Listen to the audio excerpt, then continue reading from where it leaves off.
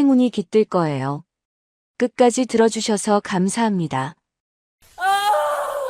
치매 걸린 시어머니의 병수발을 하느라 그간 참았던 허리 디스크가 터졌습니다. 당장 수술을 해야 했어요. 하지만 시댁 식구들은 며느리에 대한 걱정은커녕 괜찮냐는 말 한마디 없었습니다. 당신 없으면 어머니는 어쩌지? 올케 언제 퇴원해? 엄마는 누가 봐? 이참에 요양원 알아보죠. 자식이 5인데 10년 동안 시어머니의 병수발을 든 건 오로지 첫째 며느리뿐이었습니다. 그런데 그들은 몰랐습니다. 어느 날 갑자기 시어머니 입에서 나올 그 한마디가 모두를 충격에 빠뜨릴 거라는 것을요. 새벽 3시였습니다. 어둠 속에서 핸드폰 알람이 울렸어요. 미선은 눈을 뜨기도 전에 손을 뻗어 알람을 껐습니다. 옆에서 자는 남편이 깰까 봐서였지요. 하지만 재혁은 코를 골며 깊이 잠들어 있었어요. 매일 같은 시간에 울리는 알람인데 남편이 깬 적은 한 번도 없었습니다. 미선은 이불을 걷고 조용히 일어났어요. 발끝으로 방문을 열고 복도로 나왔습니다. 오래된 마루가 삐걱거렸지요. 그 소리마저 익숙했어요. 10년이면 강산이 변한다고 하는데 미선의 새벽은 변한 게 없었습니다. 시어머니 방 앞에서 잠시 멈췄어요. 문틈으로 희미한 불빛이 새어나왔습니다. 밤새 켜두는 수면등이었어요. 어두우면 무서워하시거든요. 치매가 오고 나서 시어머니는 어둠을 견디지 못하셨습니다. 미선이 조심스럽게 문을 열었어요. 방 안에 퀴퀴한 냄새가 감돌았습니다. 기저귀 냄새, 약 냄새, 그리고 오래된 이불 냄새가 뒤섞인 공기였어요. 처음에는 숨이 막혔지만 이제는 아무렇지도 않았습니다. 사람은 뭐든 익숙해지는 법이니까요. 침대에 누운 시어머니 영숙은 눈을 감고 계셨어요. 77의 얼굴에 주름이 깊게 패여 있었습니다. 한때는 꼿꼿하고 당당하셨던 분이에요. 동네에서 목소리 큰 걸로 유명하셨지요. 그런데 10년 전 치매 판정을 받고 나서 시어머니는 조금씩 사라져갔습니다. 미선이 다가가 이불을 걷었어요. 역시나 기저귀가 젖어 있었습니다. 밤새 한 번도 안 깨시고 주무셨나 봐요. 그게 다행인 건지 슬픈 건지 모르겠었어요. 예전 같으면 화장실에 가시겠다고 소리를 치셨을 텐데. 어머니, 기저귀 갈아드릴게요. 미선이 작은 목소리로 말했어요. 대답은 없었습니다. 깨지 않으셨어요. 요즘은 낮밤이 바뀌셔서 새벽에는 깊이 주무시고 한낮에 일어나 돌아다니셨지요. 미선은 능숙하게 기저귀를 갈았어요. 물티슈로 닦고 새 기저귀를 채우고 욕창 방지 크림을 바르고 손이 저절로 움직였습니다. 몇 번이나 했는지 셀 수도 없었어요. 하루에 4~5번, 10년이면 10,000번도 넘게 한 일이었습니다. 기저귀를 다 갈고 나서 시어머니 체위를 바꿔드렸어요. 왼쪽으로 눕혀드리고 등 뒤에 베개를 받쳐드렸습니다. 한쪽으로만 누워 계시면 욕창이 생기거든요. 2시간마다 체위를 바꿔드려야 했어요. 새벽 3시, 5시, 그리고 7시. 밤새 3번은 일어나야 했습니다. 미선이 허리를 펴며 한숨을 내쉬었어요. 허리가 욱신거렸습니다. 3년 전부터 디스크가 있었어요. 병원에서는 무리하지 말라고 했지만 무리하지 않을 수가 없었지요. 시어머니를 돌볼 사람이 미선밖에 없었으니까요. 방을 나와 부엌으로 갔습니다. 냉장고에서 물을 꺼내 마셨어요. 새벽 공기가 차가웠습니다. 부엌 창문으로 어둠이 내다 보였어요. 아파트 불빛 몇 개가 점처럼 떠 있었습니다. 미선처럼 잠 못 드는 사람들이 있겠지요. 시계를 봤어요. 3시 반이었습니다. 다시 눕기엔 애매한 시간이었어요. 5시에 또 일어나야 하니까요. 미선은 식탁에 앉았습니다. 불을 켜지 않고 어둠 속에 앉아 있었어요. 이 시간이 유일하게 혼자인 시간이었습니다. 남편도 자고 시어머니도 주무시고 아들도 자는 시간. 아무도 미선을 부르지 않는 시간. 그래서 미선은 이 새벽이 좋기도 하고 싫기도 했어요. 미선은 47살이었습니다. 요양보호사로 일한 지 15년이 넘었어요. 낮에는 요양원에서 다른 노인분들을 돌보고 밤과 주말에는 시어머니를 돌봤습니다. 하루 24시간이 간병으로 채워진 삶이었지요. 처음부터 이렇지는 않았어요. 시어머니가 건강하실 때는 괜찮았습니다. 명절에 음식 좀 하고 제사에 도움드리는 정도였지요. 힘들긴 했지만 견딜만 했어요. 달라진 건 12년 전이었습니다. 시아버지가 갑자기 돌아가셨어요. 심장마비였습니다. 아침에 일어나지 않으셔서 시어머니가 흔들었는데 이미 차가워져 계셨대요. 장례를 치르고 나서 시어머니가 이상해지셨습니다. 처음에는 건망증인 줄 알았어요. 가스 불 끄는 걸 잊으시고 물건을 어디 뒀는지 모르시고 나이 드시면 다 그러시려니 했지요. 그런데 점점 심해졌습니다. 길을 잃고 헤매시기도 하고 가족 얼굴을 못 알아보시기도 하고 10년 전 결국 치매 판정을 받으셨어요. 의사가 말했습니다. 보호자가 돌봐야 합니다. 요양원을 알아보시든지 집에서 간병하시든지. 그때 남편 재혁이 말했어요. 우리가 마디인데 어머니를 요양원에 보내? 안 돼. 우리가 모셔야지. 미선은 반대하지 않았습니다. 시어머니가 불쌍하셨거든요. 평생 자식들 뒷바라지 하시느라 고생하셨는데 노년의 요양원에 맡겨지시면 얼마나 서러우시겠어요. 미선도 그렇게 생각했습니다. 문제는 우리가 모신다는 말이었어요. 재혁이 말한 우리는 사실 미선 혼자였습니다. 장남이라는 체면은 재혁이 세웠고 실제 간병은 전부 미선 몫이었지요. 재혁은 50살이었어요. 중견 기업 부장으로 바쁘다는 말을 입에 달고 살았습니다. 아침 일찍 출근하고 저녁 늦게 들어왔어요. 들어오면 소파에 누워 TV를 보다 잠들었지요. 네가 요양보호사잖아. 전문가가 해야 어머니도 편하시지. 재혁이 자주 하는 말이었어요. 미선이 힘들다고 하면 재혁은 이렇게 대답했습니다. 조금만 더 버텨. 우리가 마디인데 동생들한테 손 벌리기 싫어. 창피하게. 장남의 체면. 그게 재혁에게는 중요했어요.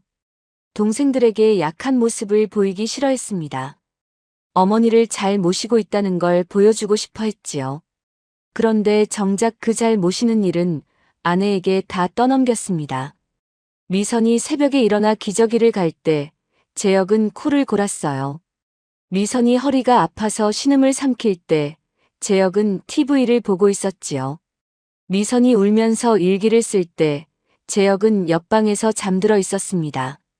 남편은 몰랐어요. 아니, 알려고 하지 않았습니다. 네가 전문가니까 우리가 맞으니까. 그 두 마디로 모든 책임을 아내에게 넘겼지요. 시댁에는 자녀가 5이었습니다. 장남 재혁, 둘째 동혁, 셋째 준호, 넷째 지영, 막내 현주.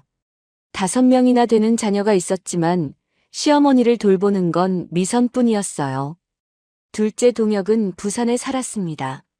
멀어서 자주 못 와요, 형수님. 그게 동혁의 단골 핑계였지요. 부산에서 수원까지 4시간 거리. 1년에 2번 명절에나 얼굴을 비쳤습니다. 셋째 준호는 대전에 살았어요. 요즘 사업이 바빠서요. 준호는 늘 바빴습니다. 무슨 사업을 하는지는 모르겠지만 어머니 병문안 올 시간은 없었지요. 넷째 지영은 미국에 있었어요. 10년 전 유학 가서 거기서 결혼하고 정착했습니다. 연락이 끊긴 지 3년이 넘었어요. 어머니 치매 판정받았을 때도 카톡 하나 없었습니다. 그리고 막내 현주. 현주는 달랐어요. 멀리 있는 게 아니었습니다. 3년 전 이혼하고 친정집에 들어와 살고 있었지요. 같은 지붕 아래 살았습니다. 그런데 간병은커녕 오히려 미선을 힘들게 했어요. 미선에게는 하소연할 곳이 없었습니다. 친정 부모님은 2분 다 일찍 돌아가셨어요. 아버지는 미선이 25살 때, 어머니는 32살 때 세상을 떠나셨지요.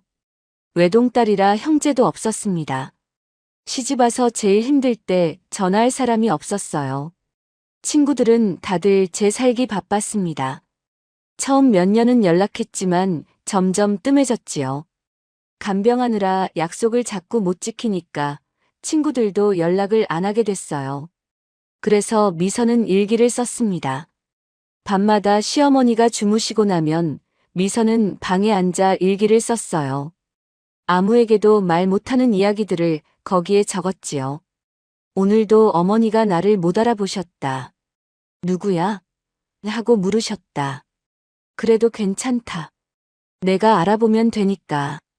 형님이 또 그런 말을 했다. 내가 재산 때문에 이러는 거래. 그냥 서럽다. 허리가 너무 아프다. 병원 가고 싶은데 시간이 없다. 10년 동안 쌓인 일기장이 서랍에 가득했어요. 아무도 모르는 미선의 속마음이 거기 담겨 있었습니다. 새벽 5시가 됐어요. 미선은 다시 시어머니 방으로 갔습니다. 체위를 바꿔드려야 했거든요. 방문을 열었는데 시어머니가 눈을 뜨고 계셨어요. 누구야? 낯선 눈빛이었습니다. 미선을 못 알아보시는 거예요. 어머니, 저예요. 미선이요. 미선이? 미선이가 누구야? 가슴이 먹먹해졌어요. 10년을 곁에서 돌봤는데 시어머니는 미선이 누군지 몰랐습니다. 며느리요, 어머니. 재혁이 아내요. 재혁이? 잠시 눈빛이 흔들렸어요. 아들 이름은 기억하시나 봅니다. 아, 재혁이, 우리 재혁이가 장가를 갔어? 미선은 대답하지 못했습니다. 목이 메어서요. 네, 어머니. 오래됐어요. 20년도 넘었어요. 시어머니가 고개를 갸웃하셨어요. 이해가 안 되신다는 표정이었습니다. 그러다 다시 눈을 감으셨어요. 또 잠이 드시는 거예요. 미선은 조용히 체위를 바꿔드렸습니다. 눈물이 흘렀지만 소리 내지 않았어요. 울어봤자 달라지는 건 없으니까요. 7시가 되자 집안이 움직이기 시작했어요. 재혁이 일어나 출근 준비를 했습니다. 아들 시우도 학교 갈 준비를 했지요. 미선은 아침밥을 차렸어요. 밥, 국, 반찬 3가지. 간단한 상이었지만 미선에게는 벅찬 일이었습니다. 새벽부터 3번이나 일어났으니까요. 재혁이 밥을 먹으며 말했어요. 오늘 저녁에 회식 있어. 늦을 것 같아. 미선은 고개를 끄덕였습니다.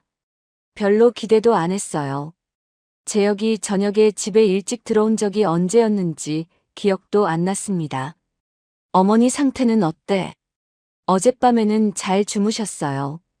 다행이네. 그게 끝이었어요. 재혁은 더 묻지 않았습니다. 시우가 밥을 먹다 말고 미선을 봤어요. 고3 수험생인 아들은 요즘 말수가 줄었습니다. 엄마, 왜 우리 집만 이래? 뭐가? 할머니 돌보는 거. 왜 엄마만 해? 미선은 대답하지 못했어요. 부산 작은아버지랑 대전 작은아버지네는 왜 안 와? 고모는? 다들 바쁘니까. 엄마도 바쁘잖아. 요양원에서도 일하고 집에서도 일하고. 시우의 목소리에 화가 섞여 있었어요. 자기 엄마가 고생하는 게 눈에 보이니까요. 엄마가 맏며느리니까. 그게 이유가 돼? 미선은 아들 눈을 피했습니다. 대답할 말이 없었어요. 사실 미선도 몰랐습니다. 왜 자기만 해야 하는 건지. 재혁이 시계를 보며 일어났어요. 나 먼저 간다. 시우야, 학교 잘 다녀오고. 아무 말 없이 나가는 남편 뒷모습을 미선은 바라봤습니다. 시우가 중얼거렸어요. 아빠는 할머니 방에 들어가 본 적이나 있어? 미선은 대답하지 않았습니다. 아침 8시 반. 미선은 출근 준비를 했어요. 요양원 근무가 9시부터였습니다. 출근하기 전에 시어머니 아침 식사를 챙겨야 했어요. 죽을 끓여서 천천히 떠먹여 드렸습니다. 삼키는 힘이 약해지셔서 조금씩 드셔야 했거든요. 어머니, 저 출근할게요. 형님이 집에 있을 거예요. 시어머니는 대답이 없으셨어요. 미선을 보고 계셨지만 알아보시는 건지 모르겠었습니다. 미선이 방을 나왔을 때 현주와 마주쳤어요. 올케 출근해? 네. 현주가 미선을 위아래로 훑어봤어요. 49살 3년 전 이혼하고 친정에 들어와 사는 시누이. 같은 집에 살면서 어머니 간병은 한 번도 안 했습니다. 엄마 아침은? 드렸어요. 점심은? 냉장고에 죽 있어요. 전자레인지에 데워서 드리면 돼요. 현주가 귀찮다는 표정을 지었어요. 내가 왜 그걸 해? 올케가 해야 하는 거 아니야? 미선은 입을 다물었습니다. 말해봤자 소용없었어요. 저 출근 늦겠어요. 미선이 돌아서려는데 현주가 말했어요. 올케, 근데 엄마 통장은 왜 올케가 관리해? 미선의 발이 멈췄습니다. 병원비랑 약값 내야 해서요. 그게 편하니까. 그래도 이상하지 않아? 며느리가 시어머니 통장을. 현주의 눈빛이 차가웠어요. 미선은 대답하지 않고 현관으로 갔습니다. 신발을 신는 손이 떨렸어요. 문을 열고 나오면서 미선은 생각했습니다. 10년을 이렇게 살았어요. 그런데 앞으로 또 얼마나 더 이렇게 살아야 하는 걸까요? 답은 없었습니다. 그냥 오늘도 내일도 똑같은 하루가 계속될 것 같았어요. 그날도 평범한 하루였습니다. 미선은 요양원에서 8시간을 일하고 퇴근했어요. 발이 퉁퉁 부어 있었습니다. 허리는 아침부터 욱신거렸지요. 그래도 집으로 가야 했어요. 시어머니가 기다리고 계시니까요. 버스에서 내려 골목길을 걸었습니다. 오래된 단독주택들이 늘어선 동네였어요. 시댁은 이 동네에서 30년을 사셨지요. 미선이 시집 왔을 때도 이 집이었고 지금도 이 집이었습니다. 낡았지만 정이 든 집이에요. 시어머니에게는 평생의 터전이었지요. 대문을 열고 들어섰습니다. 마당에 빨래가 널려 있었어요. 미선이 아침에 널어둔 거였습니다. 햇볕에 잘 말랐더라고요. 걷어서 들어가야 했지만 먼저 시어머니부터 뵈야 했어요. 현관문을 열었습니다. 거실에 텔레비전 소리가 울리고 있었어요. 현주가 소파에 누워서 드라마를 보고 있었습니다. 미선이 들어와도 고개도 안 돌렸지요. 형님, 어머니는요? 방에 계시지. 어디 가겠어. 현주가 귀찮다는 듯이 대답했어요. 시선은 텔레비전에 고정된 채였습니다. 미선은 신발을 벗고 시어머니 방으로 갔어요. 문을 열자 퀴퀴한 냄새가 났습니다. 기저귀를 안 갈았구나. 미선은 속으로 한숨을 삼켰어요. 어머니, 저 왔어요. 시어머니 영숙은 침대에 누워 천장을 바라보고 계셨습니다. 미선이 들어와도 고개를 돌리지 않으셨어요. 오늘은 상태가 안 좋은 날인가 봅니다.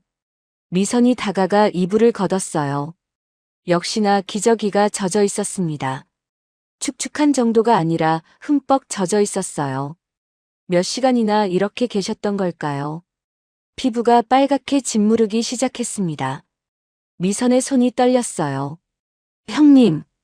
거실을 향해 소리쳤습니다. 현주가 느릿느릿 방으로 왔어요. 문에 기대서서 방 안을 들여다봤습니다. 왜? 어머니 기저귀 몇 시에 갈아드렸어요? 몰라. 안 갈았는데? 미선이 현주를 바라봤습니다. 믿을 수가 없었어요. 제가 아침에 갈아드리고 나왔잖아요. 9시간이 지났는데 한 번도 안 갈아드렸어요? 내가 왜 그걸 해? 그건 올케가 할 일이지. 현주가 태연하게 말했어요. 미선은 입술을 깨물었습니다. 형님도 이 집에 사시잖아요. 어머니 딸이시고요. 부모 봉양은 아들이 하는 거지. 올케도 맏며느리잖아. 현주가 돌아서며 덧붙였어요. 그리고 올케 요양보호사잖아. 전문가가 해야 어머니도 편하시지. 발소리가 멀어졌습니다. 텔레비전 소리가 다시 커졌어요. 미선은 혼자 남았습니다. 시어머니의 기저귀를 갈면서 눈물이 났어요. 소리 내지 않고 울었습니다. 울어봤자 달라지는 건 없으니까요. 그날 밤이었습니다. 재혁이 퇴근하고 저녁을 먹는데 미선이 조심스럽게 말을 꺼냈어요. 여보, 형님 얘기 좀 해요. 현주. 왜? 오늘 어머니 기저귀를 하루 종일 안 갈아드렸더라고요. 피부가 짓물렀어요. 재혁이 젓가락을 내려놓았습니다. 현주가 원래 그래. 신경 쓰지 마. 원래 그렇다고 넘어갈 일이 아니에요. 같은 집에 사는데 어머니를 그렇게 방치하면 어떡해요? 방치라니 말이 너무 심하다. 네가 좀 참아. 현주도 이혼하고 힘든 거 알잖아. 미선은 더 말하지 못했습니다. 재혁은 늘 이랬어요. 동생들 편이었지요. 어머니 기저귀 가는 거 그렇게 힘든 일이야? 네가 전문가잖아. 그 말이 가슴에 박혔습니다. 전문가. 그래서 당연히 해야 한다는 거예요. 24시간 내내. 미선은 밥맛이 없었어요. 숟가락을 내려놓고 일어났습니다. 나 좀 쉴게요. 재혁이 뭐라고 했지만 듣지 않았어요. 방으로 들어가 문을 닫았습니다. 며칠 후였습니다. 미선이 퇴근하고 집에 오니 현주가 전화 통화를 하고 있었어요. 거실에서 큰 소리로 떠들고 있었습니다. 그니까 큰올케가 엄마 통장을 관리한다니까. 미선의 발이 멈췄어요. 이상하지 않아? 며느리가 시어머니 통장을 왜 가지고 있어? 병원비 낸다면서 이것저것 빠져나가는데 진짜 병원비인지 누가 알아? 심장이 쿵 내려앉았습니다. 내 말이. 재혁이 오빠는 몰라. 옳게 말만 믿으니까. 동혁아, 너도 좀 신경 써. 엄마 재산이 얼마인데. 동혁이었어요. 부산에 사는 시동생과 통화하는 거였습니다. 미선은 조용히 신발을 벗었어요. 손이 떨렸습니다. 가슴이 답답해졌지요. 현주가 전화를 끊고 돌아봤습니다. 미선과 눈이 마주쳤어요. 올케 왔어? 태어난 얼굴이었습니다. 방금 한 말이 들렸을 텐데 전혀 개의치 않는 표정이었어요. 형님, 지금 무슨 말씀 하신 거예요? 뭐? 동혁이랑 통화했어. 왜? 제가 어머니 재산을 노린다고요? 현주가 눈을 치켜떴습니다. 내가 언제 그런 말 했어? 피해망상 아니야? 미선은 할 말을 잃었어요. 분명히 들었는데 현주는 뻔뻔하게 아니라고 했습니다. 형님, 저 10년 동안 어머니 간병비 제 돈으로 냈어요. 병원비 약값, 기저귀값, 영양제. 한 달에 200만 원 넘게 들어요. 통장 관리하는 건 그래서예요. 그러니까 이상하다는 거지. 며느리가 왜 그 돈을 다 내? 뭔가 계산이 있으니까 그러는 거 아니야? 미선의 눈에서 눈물이 났어요. 계산이요? 저한테 무슨 계산이 있어요? 내가 어떻게 알아? 사람 속을 어떻게 알아? 현주가 어깨를 으쓱하며 방으로 들어갔습니다. 문이 쾅 닫혔어요. 미선은 거실에 혼자 서 있었습니다. 10년이었어요. 10년 동안 새벽마다 일어나 기저귀를 갈았습니다. 허리가 나가도록 목욕을 시켜드렸어요. 월급 절반을 간병비로 쏟아부었지요. 그런데 돌아온 건 의심이었습니다. 다음 날 동혁에게서 전화가 왔어요. 형수님, 어머니 통장 내역 좀 보내줄 수 있어요? 미선의 손이 떨렸습니다. 갑자기 왜요? 그냥요. 어머니 재산이 얼마나 있나 궁금해서요. 형이랑 상의할 일도 있고. 거짓말인 거 알았어요. 현주가 시킨 거였지요. 통장 내역은 재혁 씨한테 말씀하세요. 저는 그냥 병원비 낼 때 쓰는 거예요. 예. 알겠습니다. 전화가 끊어졌어요. 미선은 핸드폰을 내려놓고 한참을 앉아 있었습니다. 이게 뭐지? 10년 동안 뭘 한 거지? 억울했어요. 서러웠습니다. 그런데 하소연할 곳이 없었어요. 재혁에게 말해봤습니다. 동혁이가 어머니 통장 내역 달라고 했어요. 현주 형님이 시킨 것 같아요. 현주가, 에이 설마. 그냥 궁금해서 그랬겠지. 여보, 형님이 저한테 재산 노린다고 했어요. 제가 직접 들었다고요.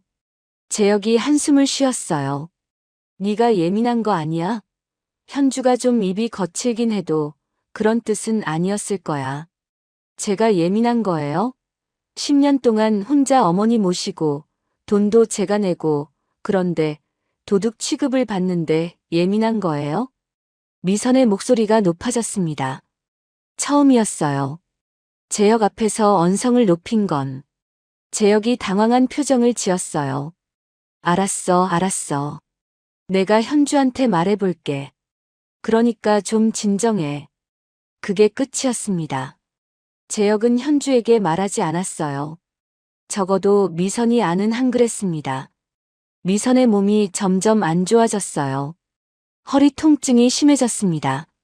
아침에 일어나면 허리가 굳어서 한참을 못 움직였어요. 병원에 갔더니 의사가 말했습니다. 디스크 3개가 탈출했어요. 지금 무리하시면 안 됩니다. 수술을 고려해야 해요. 수술이요?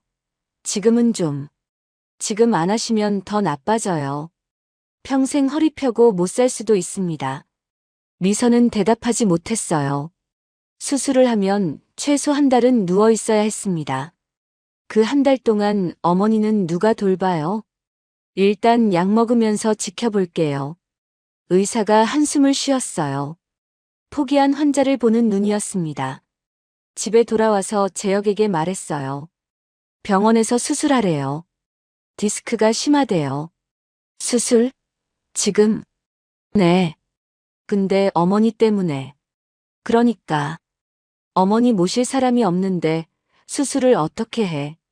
조금만 더 버텨봐. 약 먹으면서. 조금만 더. 그 말을 10년 동안 들었습니다. 조금만 더, 조금만 더. 그 조금이 10년이 됐어요. 밤이었습니다. 미선은 방에 앉아 일기를 썼어요. 불을 끄고 핸드폰 불빛으로 글을 적었습니다. 오늘 동혁이가 통장 내역 달라고 했다. 현주 형님이 시킨 거다. 내가 재산을 노린다고 생각하는 거다. 10년 동안 뭘 한 건지 모르겠다. 내 돈 내고 내 몸 망가뜨리고 그런데 도둑 취급이다. 어머니는 나를 못 알아보신다. 오늘도 누구야 하셨다. 그래도 괜찮다고 생각했다. 내가 알아보면 되니까. 근데 오늘은 괜찮지 않다. 너무 서럽다. 미선은 일기장을 덮었습니다. 창밖을 바라봤어요. 어둠뿐이었습니다. 아무것도 안 보였어요. 엄마가 살아계셨으면 전화했을 거예요. 엄마, 나 너무 힘들어. 그 한마디 하고 싶었습니다. 그런데 엄마는 15년 전에 돌아가셨어요. 아빠는 더 전에. 미선에게는 기댈 곳이 없었습니다. 눈물이 흘렀어요. 소리 내지 않고 울었습니다. 옆에서 재혁이 코를 골며 자고 있었거든요. 깨우고 싶지 않았어요. 깨워봤자 예민하다는 말만 들을 테니까요. 그렇게 밤이 깊어갔습니다. 미선의 허리는 점점 더 아파왔어요. 몸도 마음도 함께 무너져가고 있었습니다. 그로부터 며칠이 지났습니다. 미선의 허리는 점점 더 나빠지고 있었어요. 아침에 일어나면 몸을 펴는 데만 10분이 걸렸습니다. 진통제를 하루에 4알씩 먹었지만 통증은 줄어들지 않았지요. 그날은 유난히 추운 저녁이었어요. 미선은 퇴근 후 곧장 시댁으로 갔습니다. 시어머니 목욕시켜드리는 날이었거든요. 일주일에 3번 정해진 날이 있었어요. 어머니, 저 왔어요. 목욕시켜드릴게요. 미선은 욕실로 가서 물을 받았어요. 따뜻한 물이 욕조에 차오르는 동안 시어머니를 침대에서 일으켜 세웠습니다. 77살이지만 체중이 꽤 나가셨어요. 미선의 허리에 힘이 들어갔습니다. 어머니, 천천히 일어나세요. 시어머니를 부축해서 욕실로 모셨어요. 옷을 벗기고 욕조에 앉히는데 허리가 뜨끔했습니다. 잠깐 멈칫했지만 계속했어요. 여기서 멈출 수 없었으니까요. 시어머니 등을 밀었습니다. 따뜻한 물에 시어머니가 조금 편안해 보이셨어요. 치매가 있어도 목욕할 때는 좋아하셨거든요. 미선은 조심스럽게 등을 문질렀습니다. 그때였어요. 시어머니가 갑자기 움직이셨습니다. 미끄러지셨어요. 미선이 급하게 붙잡았습니다. 어머니. 시어머니를 붙잡는 순간 허리에서 무언가가 끊어지는 느낌이 났어요. 뚝. 소리가 들린 것 같았습니다. 실제로 들린 건지 느낌인지 모르겠어요. 그 순간 허리에 불이 붙은 것처럼 뜨거워졌습니다. 다리에 힘이 풀렸어요. 으악! 비명이 터졌습니다. 미선은 시어머니를 붙잡은 채 욕실 바닥에 무릎을 꿇었어요. 움직일 수가 없었습니다.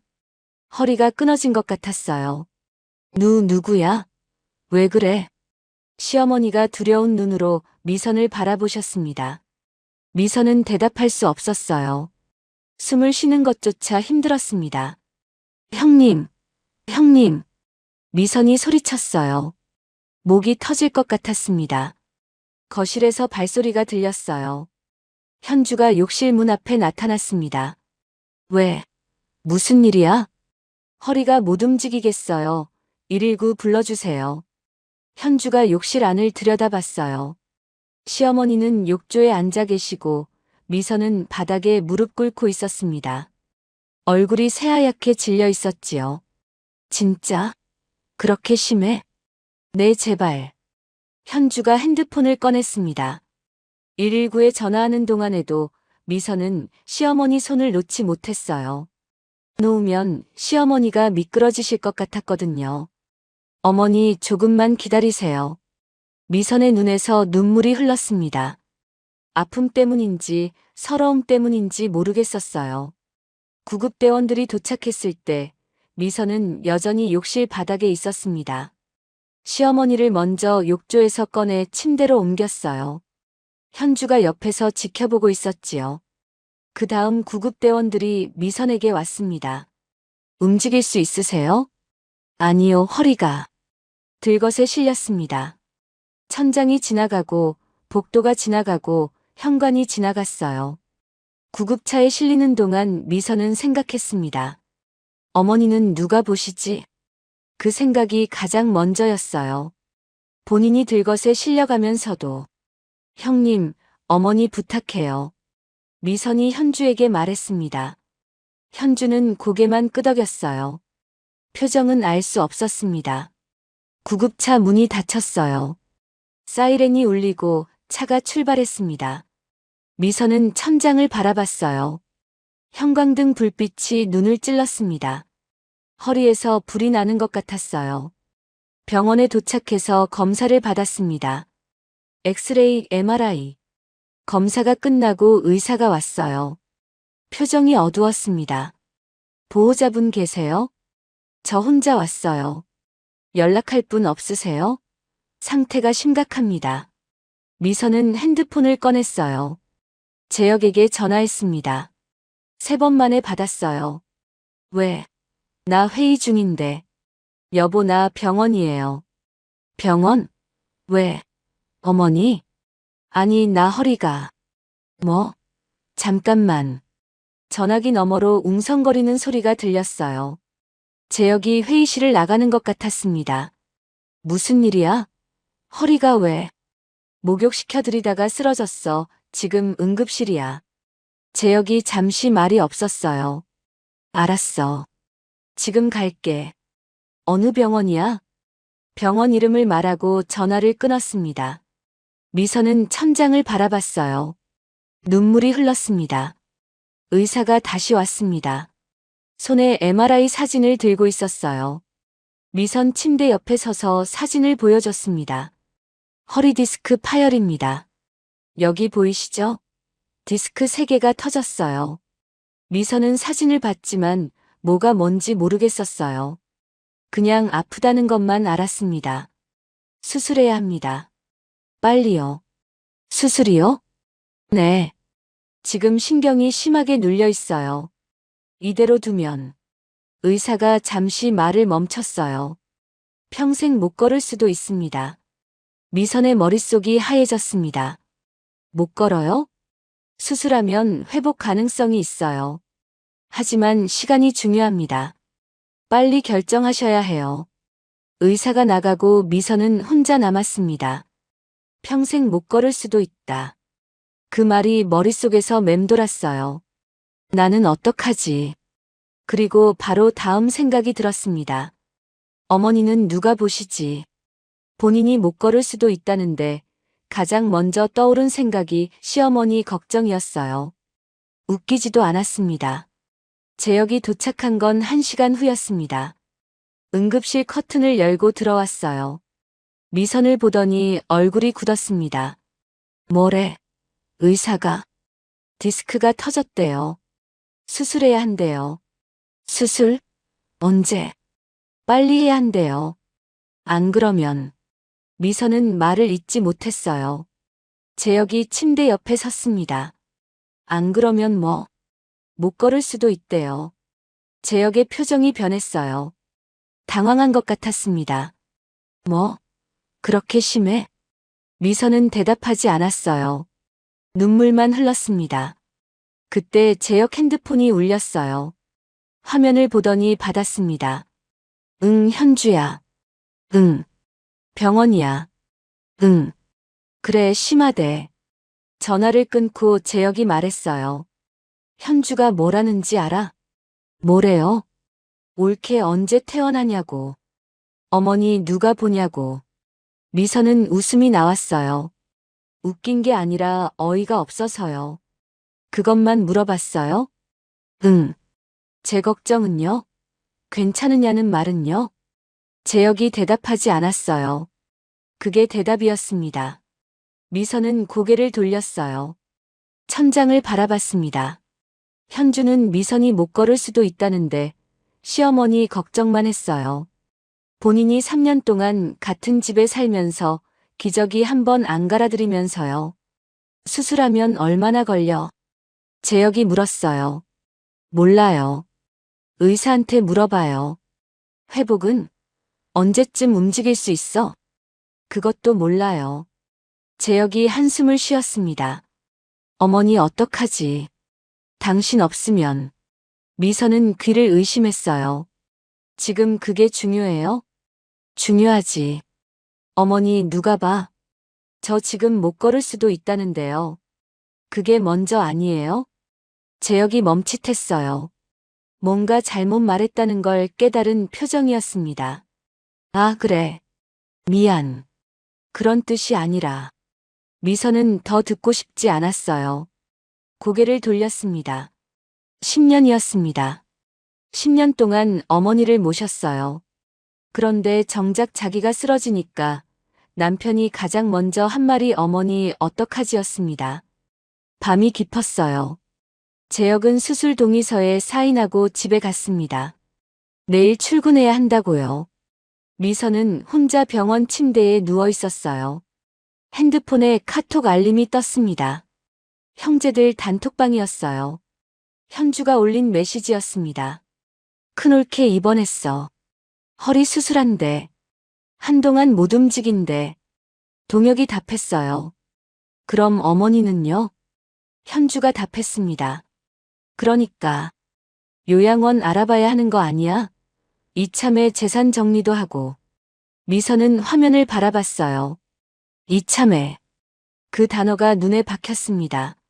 미선이 10년 동안 흘린 땀과 눈물이 이참에 처리될 일이 된 거예요. 준호가 답했어요. 재산이 얼마나 있는데요? 현주가 답했습니다. 집이랑 땅이랑 하면 한 5억은 되지 않을까? 정확히 모르겠어. 큰올케가 통장 관리했으니까. 미선의 손이 떨렸어요. 5억. 그 돈이 문제였구나. 처음부터 그게 문제였어요. 현주가 미선을 의심한 것도, 동생들한테 이간질한 것도 다 그 재산 때문이었습니다. 미선은 핸드폰을 내려놓았어요. 천장을 바라봤습니다. 10년이 뭐였을까? 새벽마다 일어나 기저귀 갈고 허리 아픈 것 참으면서 목욕시켜드리고 월급 절반을 간병비로 쏟아붓고 3억 원이 넘는 돈을 제 주머니에서 냈어요. 그런데 돌아온 건 의심과 비난이었습니다. 며느리가 왜 그 돈을 다 내? 뭔가 계산이 있으니까 그러는 거 아니야? 이참에 재산 정리도 하고. 미선의 눈에서 눈물이 흘렀어요.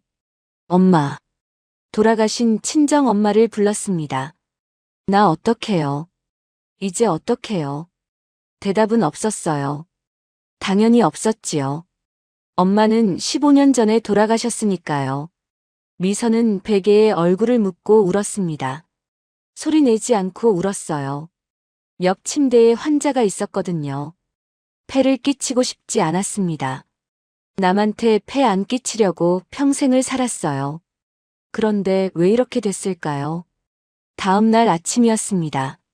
수술 전 준비를 하는데 재혁에게서 전화가 왔어요. 나 어제 어머니 돌봤어. 그래요? 힘들더라. 기저귀 갈고 밥 떠먹여드리고 새벽에 깨서 체위 바꿔드리고 하루 만에 녹초가 됐어. 미선은 대답하지 않았어요. 이걸 10년을 했어? 재혁의 목소리가 떨렸습니다. 미안해. 나는 몰랐어. 이렇게 힘든 건 줄. 미선의 눈에서 눈물이 났어요. 10년 만이었습니다. 재혁이 미안해라고 말한 게 수술 잘 받아. 내가 갈게. 전화가 끊어졌어요. 미선은 핸드폰을 가슴에 안았습니다. 늦었지만 그래도 알아줬어요. 하루만 해보고 알았대요. 10년을 말로 해도 몰랐던 걸 하루 만에 알았대요. 간호사가 왔습니다. 수술 준비됐어요. 가시죠. 미선은 침대에 누운 채 수술실로 향했어요. 천장이 지나가고 형광등이 지나갔습니다. 수술실 문이 열렸어요. 차가운 공기가 느껴졌습니다. 마취 주사를 맞기 전 미선은 생각했어요. 깨어나면 걸을 수 있을까? 다시 어머니 곁으로 돌아갈 수 있을까? 눈이 감겼습니다. 의식이 사라지기 전 마지막으로 떠오른 건 시어머니 얼굴이었어요. 누구야? 미선을 못 알아보시던 눈. 그래도 돌아가고 싶었습니다. 그 곁으로. 수술은 4시간이 넘게 걸렸습니다. 미선이 눈을 떴을 때 하얀 천장이 보였어요. 회복실이었습니다. 온몸이 무겁고 허리 쪽이 뻣뻣했어요. 마취가 덜 풀린 것 같았지요. 깨셨어요? 간호사가 다가왔습니다. 수술 잘 끝났어요. 보호자분 밖에 계세요. 미선은 고개를 돌리려 했지만 움직일 수가 없었어요. 그냥 천장만 바라봤습니다. 살았구나. 그 생각이 먼저 들었어요. 그 다음 생각은 역시나 시어머니였습니다. 병실로 옮겨졌을 때 재혁이 기다리고 있었어요. 깨어났네. 의사가 수술 잘 됐대. 어머니는요? 미선이 가장 먼저 한 말이었습니다. 재혁이 멈칫했어요. 어머니? 집에 계시지. 누가 돌봐요? 현주가 있잖아. 미선은 눈을 감았어요. 현주가 제대로 돌볼 리 없었습니다. 그래도 지금은 어쩔 수 없었지요. 본인이 움직일 수가 없으니까요. 입원 생활이 시작됐습니다. 의사는 최소 2주는 누워 있어야 한다고 했어요. 그 후에도 재활이 필요하대요. 언제 걸을 수 있을지는 지켜봐야 한다고요. 미선은 하루 종일 천장을 바라봤습니다. 10년 만에 처음으로 쉬는 거였어요. 새벽에 안 일어나도 됐습니다. 기저귀를 안 갈아도 됐어요. 목욕을 안 시켜도 됐지요. 그런데 이상하게 마음이 편하지 않았습니다. 어머니는 괜찮으실까? 밥은 제대로 드실까? 기저귀는 갈아드릴까? 걱정이 끊이지 않았어요. 사흘째 되는 날이었습니다. 재혁이 병문안을 왔어요. 얼굴이 많이 지쳐 보였습니다. 눈 밑에 다크서클이 짙게 내려앉아 있었지요. 힘들어 보여요. 미선이 말했어요. 재혁이 침대 옆 의자에 털썩 앉았습니다. 어머니 돌보는 거 진짜 힘들더라. 그래요? 현주는 맨날 나간다고 하고 나 혼자 하려니까 죽겠어. 새벽에 깨시잖아. 기저귀 갈아드리고 다시 눕혀드리고. 한숨도 못 잤어. 미선은 대답하지 않았어요. 재혁이 계속 말했습니다. 이걸 당신이 10년을 했어. 혼자서. 네. 미안해. 진짜 몰랐어. 이렇게 힘든 건 줄. 재혁의 눈이 빨개져 있었어요. 울었는지도 모릅니다. 나는 장남이라고 어머니 모셔야 한다고만 생각했어. 근데 정작 모신 건 내가 아니라 너였잖아. 나는 뭐 했지? 미선의 눈에서 눈물이 났어요. 10년 동안 듣고 싶었던 말이었습니다. 알아달라고 힘들다고 말로 해도 안 통했어요. 그런데 하루 이틀 직접 해보니까 알겠대요. 늦었지만 고마워요. 알아줘서. 재혁이 미선의 손을 잡았습니다. 거친 손이었어요. 간병하느라 트고 갈라진 손. 이 손으로 10년을 했구나. 재혁이 중얼거렸어요. 미선은 대답하지 않고 눈물만 흘렸습니다. 일주일이 지났습니다. 미선의 상태는 조금씩 나아지고 있었어요. 침대에서 상체를 일으킬 수 있게 됐습니다. 하지만 아직 걷지는 못했지요. 그날 오후 뜻밖의 방문객이 왔어요. 병실 문이 열리고 시어머니 영숙이 들어왔습니다. 휠체어에 앉아 계셨어요.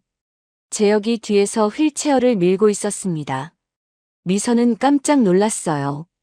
어머니? 영숙이 미선을 바라보았습니다. 눈빛이 평소와 달랐어요. 흐릿하지 않았습니다. 또렷했어요. 미선아. 미선의 이름을 부르셨습니다. 미선은 믿을 수가 없었어요. 어머니, 저 아세요? 알지. 내 며느리잖아. 미선의 눈에서 눈물이 쏟아졌습니다. 시어머니에게는 가끔 정신이 맑은 순간이 찾아왔어요. 치매가 잠시 거치고 정신이 또렷해지는 시간. 오늘이 그런 날이었습니다. 어머니, 여기 어떻게 오셨어요? 재혁이가 데려왔어. 내가 병원에 있다고. 영숙이 휠체어에서 몸을 앞으로 기울였어요. 미선의 손을 잡았습니다. 많이 아팠지? 그 한마디에 미선은 울음을 터뜨렸어요. 10년 동안 들어본 적 없는 말이었습니다. 시어머니가 미선의 아픔을 물어봐 주신 건 네, 많이 아팠어요. 미안해. 내가 짐이 됐구나. 아니에요, 어머니. 그런 말씀 마세요. 영숙의 눈에서도 눈물이 흘렀어요. 나는 다 알아. 정신이 흐릴 때도 눈은 열려 있었어. 미선은 시어머니를 바라봤습니다. 내가 새벽마다 일어나는 거, 허리 아픈 거 참으면서 나 씻기는 거, 현주한테 구박받으면서도 아무 말 안 하는 거, 다 알아. 미선은 말을 잃었어요. 정신이 맑을 때마다 미안했어. 근데 말을 못했어. 입이 안 떨어지더라고. 영숙이 미선의 손을 꼭 쥐었습니다. 고마워, 미선아. 진짜 고마워. 미선은 대답하지 못했어요. 그냥 울었습니다. 10년 동안 쌓인 것들이 한꺼번에 쏟아지는 것 같았어요. 영숙이 말을 이었습니다. 어제 내 방에 갔어. 제 방이요? 응. 서랍에서 이거 찾았어. 재혁이 가방에서 뭔가를 꺼냈어요. 낡은 일기장이었습니다. 미선의 일기장. 미선의 얼굴이 하얘졌어요. 이거 읽었어. 미안해. 허락 없이. 영숙의 목소리가 떨렸습니다. 10년 동안 이렇게 힘들었구나. 이렇게 울었구나. 일기장을 가슴에 안으셨어요. 오늘도 어머니가 나를 못 알아보셨다. 그래도 괜찮다. 내가 알아보면 되니까. 이거 읽고 내가 얼마나 울었는지 알아? 미선은 고개를 숙였어요. 현주 형님이 또 그런 말을 했다. 내가 재산 때문에 이러는 게 아닌데. 그냥 서럽다. 이것도 읽었어. 영숙이 미선의 얼굴을 들어 올렸습니다. 내가 정신이 있을 때 해야 할 일이 있어. 무슨 일이요? 영숙이 재혁을 바라보았어요. 애들 다 불러. 현주도, 동혁이도, 준호도, 지영이도. 다 와야 해. 재혁이 고개를 끄덕였습니다.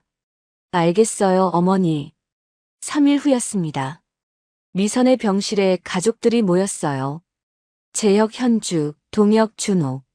지영만 미국에서 오지 못하고 영상통화로 참여했습니다. 병실이 비좁았어요. 의자가 부족해서 동혁과 준호는 서 있었습니다. 영숙은 휠체어에 앉아 있었어요. 오늘도 맑은 날이었습니다. 눈빛이 또렷했지요. 그리고 낯선 사람이 한 명 더 있었어요. 양복을 입은 중년 남자. 재혁이 소개했습니다. 공증인이야. 어머니가 부르셨어. 현주의 얼굴이 굳었어요. 공증인? 갑자기 왜? 영숙이 현주를 바라보았습니다. 할 말이 있어서. 병실에 긴장감이 흘렀어요. 아무도 먼저 말하지 않았습니다. 영숙이 천천히 입을 열었어요. 나는 치매야. 다들 알지?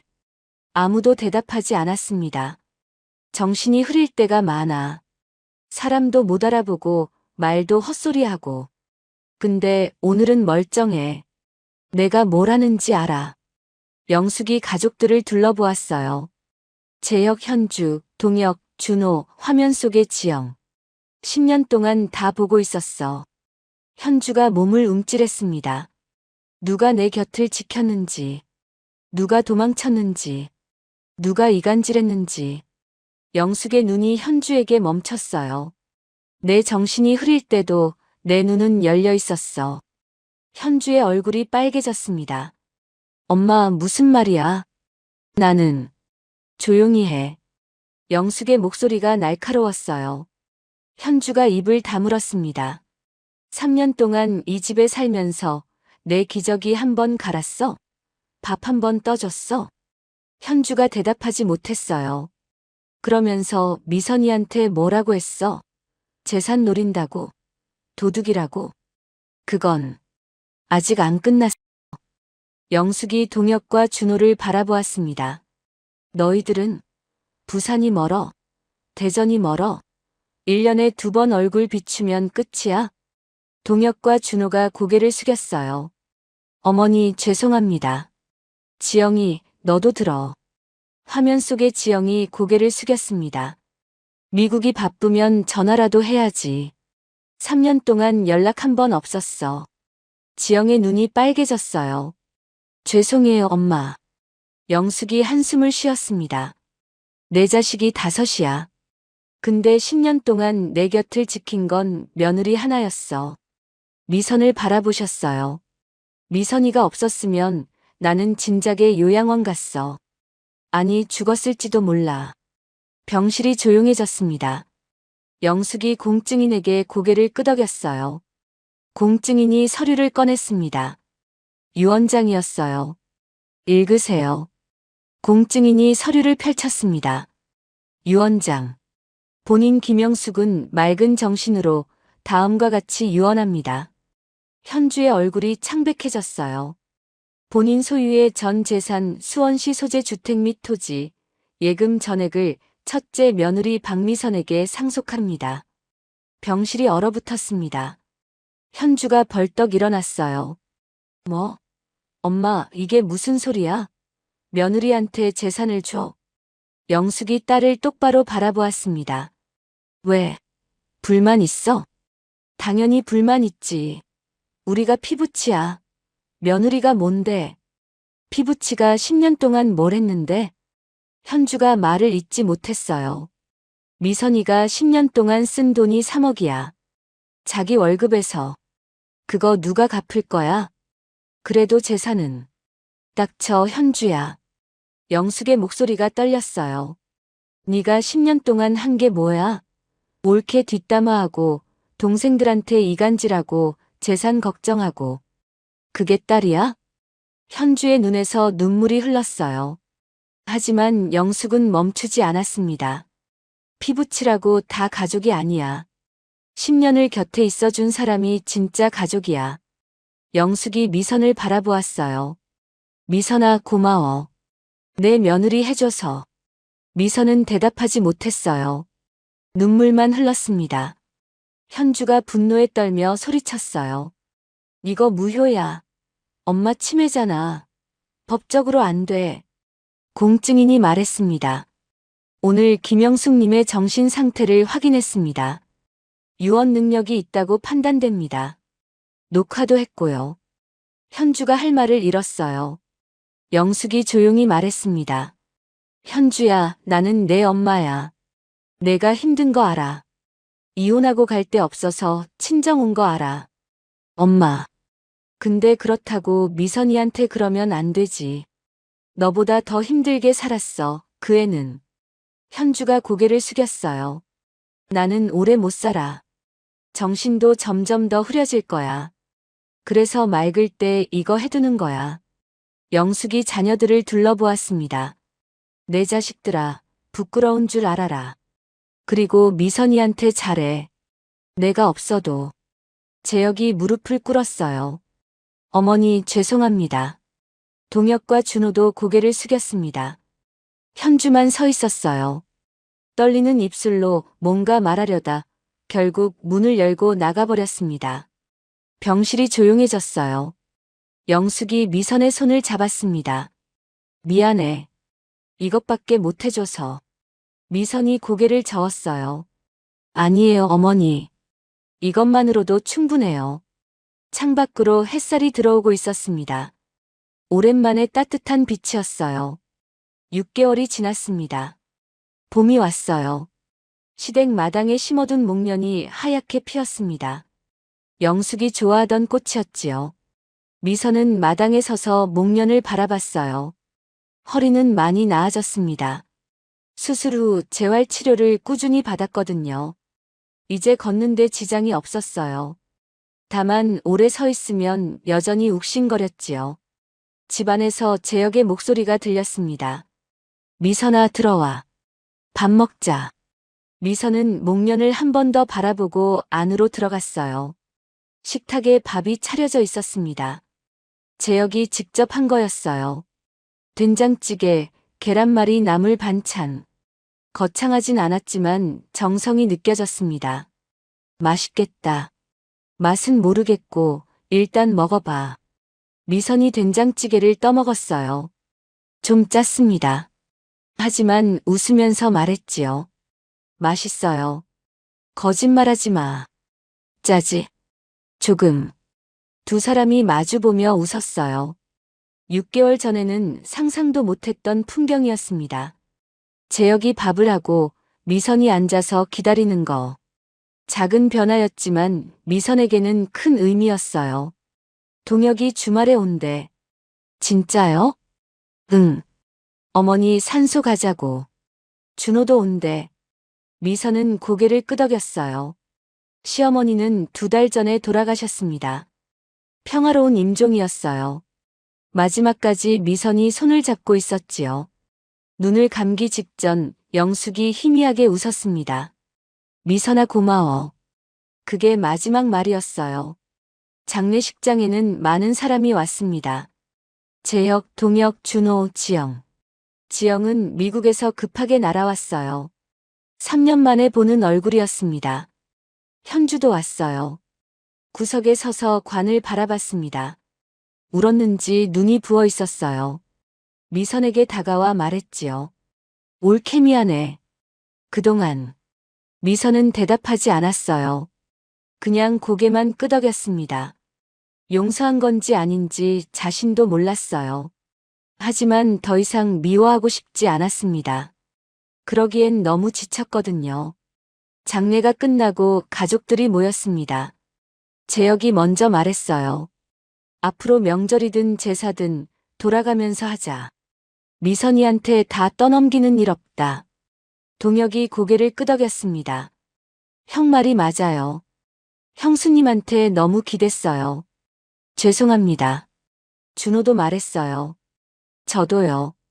바쁘다고 핑계만 댔는데 그게 핑계인 거 알아요. 앞으로는 제대로 할게요. 지영이 화면 너머로 말했습니다. 다시 미국으로 돌아가야 해서 영상통화로 참여한 거였어요. 언니, 미안해요. 연락도 없이. 앞으로는 자주 할게요. 미선은 가족들을 둘러봤어요. 10년 동안 혼자였습니다. 새벽에 일어나 기저귀 갈 때도 혼자, 허리 아파서 울 때도 혼자, 현주한테 구박받을 때도 혼자. 그런데 이제는 달랐어요. 늦었지만 가족들이 곁에 있었습니다. 고마워요. 다들. 미선이 말했어요. 목이 메어서 더 말하지 못했습니다. 밥을 먹고 나서 미선은 영숙의 방으로 갔어요. 이제는 빈 방이었습니다. 침대도 치우고 의료기구들도 정리했지요. 하지만 영숙의 흔적은 남아 있었어요. 창가에 놓인 화분, 벽에 걸린 가족 사진. 미선은 사진 앞에 섰습니다. 오래된 사진이었어요.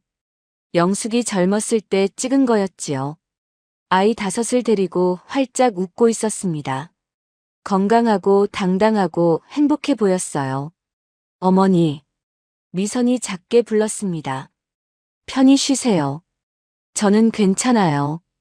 이제 진짜로 괜찮아요. 대답은 없었어요. 하지만 미선은 웃었습니다.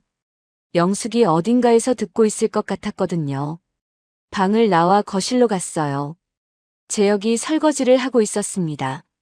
미선이 다가가 옆에 섰어요. 내가 할게요. 아니, 내가 해. 당신은 좀 쉬어. 그래도. 됐어. 앞으로 이런 건 내가 할 거야. 10년 동안 당신 혼자 했잖아. 이제 내 차례야. 미선은 남편을 바라봤어요.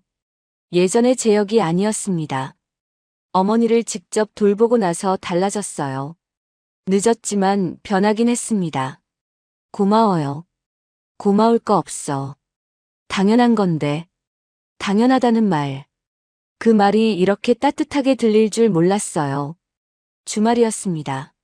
미선과 재혁은 영숙의 산소로 향했어요. 동혁과 준호도 함께였습니다. 오랜만에 형제들이 모였지요. 산소는 양지 바른 곳에 있었어요. 영숙이 생전에 골라둔 자리였습니다.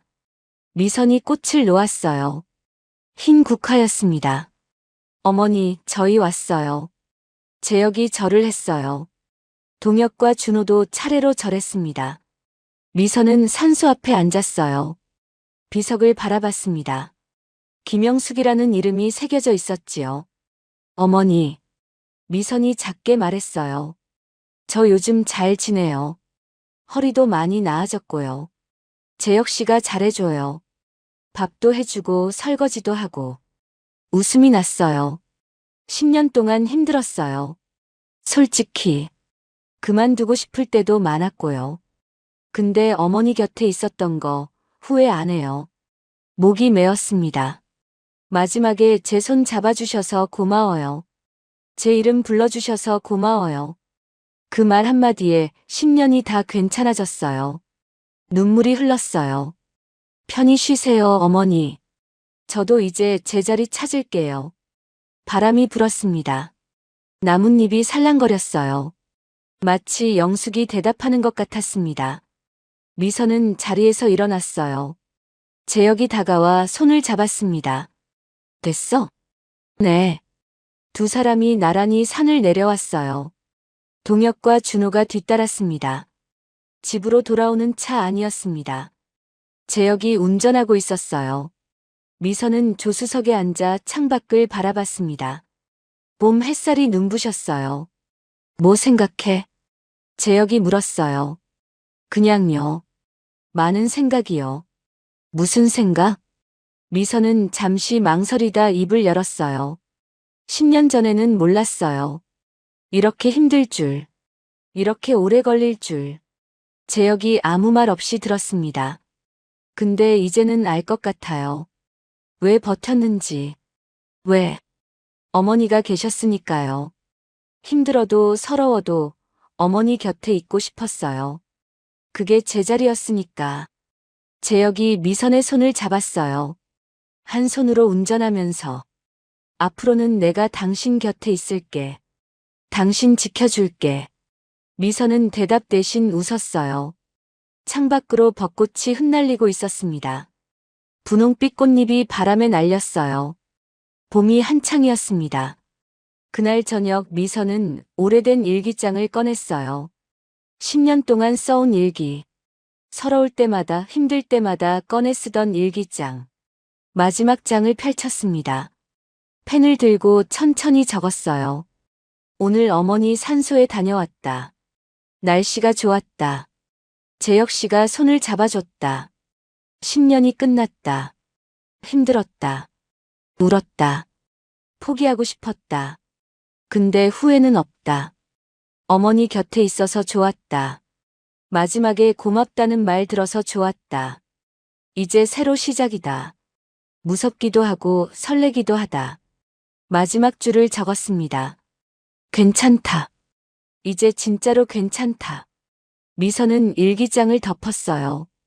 창밖으로 달이 떠 있었습니다. 둥근 보름달이었어요. 환하게 빛나고 있었지요. 미선은 달을 바라보며 생각했습니다. 내일도 해는 뜨겠지. 그 생각만으로도 충분했어요. 오늘 이야기가 여러분 마음에 어떻게 남았나요? 댓글로 여러분의 따뜻한 이야기를 나눠주세요. 구독과 좋아요도 눌러주시면 오늘 하루 여러분에게도